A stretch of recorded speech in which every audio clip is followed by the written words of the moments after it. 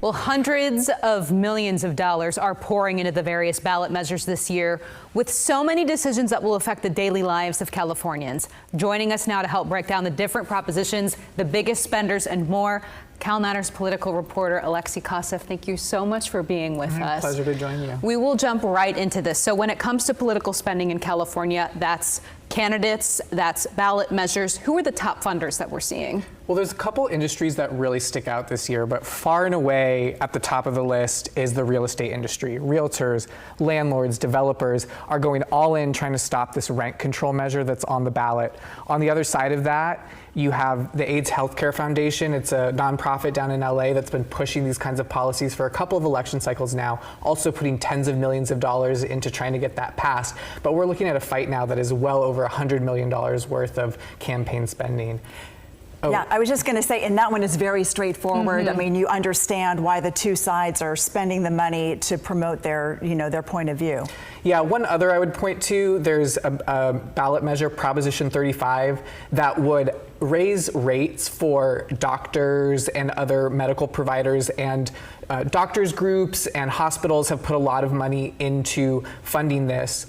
Tens of millions of dollars. They would benefit financially from it. On the other side, people are raising concerns about what that would do to the state budget. It locks in a certain amount of funding, but they haven't really had the money to get their message out. So it's sort of a David versus Goliath fight that's happening. Kind of lopsided spending. Absolutely. On that. You covered a very interesting issue recently for Cal Matters, and that is we look at conservative power here in California and the voter registration kind of 2-to-1 Democrats to Republicans.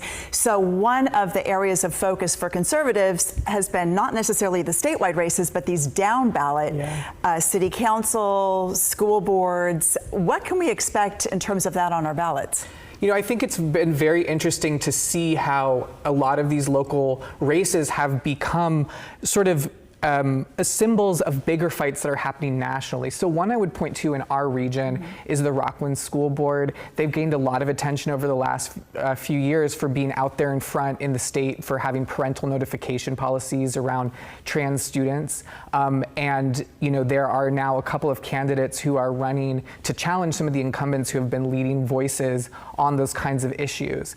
Down south in Huntington Beach, even though that's sort of out of our region, they've been a leading kind of their city council has been sort of leading the charge and challenging the state on just about any issue you can imagine, from library book bans to housing to voter ID. And they're also having a very contentious city council race right now that could wipe out all of the remaining Democrats on their city council. And you see that as kind of a blueprint that other regions will then try to model. Absolutely. Yeah. What are some of the trends you're tracking in these last 4 weeks? Well, I think, one of the things that I'm really looking out for is around abortion messaging. I've actually been very interested to see what a big part of the campaign that's been for candidates, even on the state level here in California, where we think of abortion as being pretty protected, but they are getting out there in front on that issue and trying to appeal to voters. Democrats are, even though it hasn't really been one of the things that's risen to the top of the list of what we imagine being sort of an important state issue in California. So I'll be interested to see, is that an effective strategy for helping Democrats in these, swing areas where we tend to think of, kind of moderate issues around crime or the economy being a more effective kind of message? Are they able to sort of cut through there on this abortion rights issue?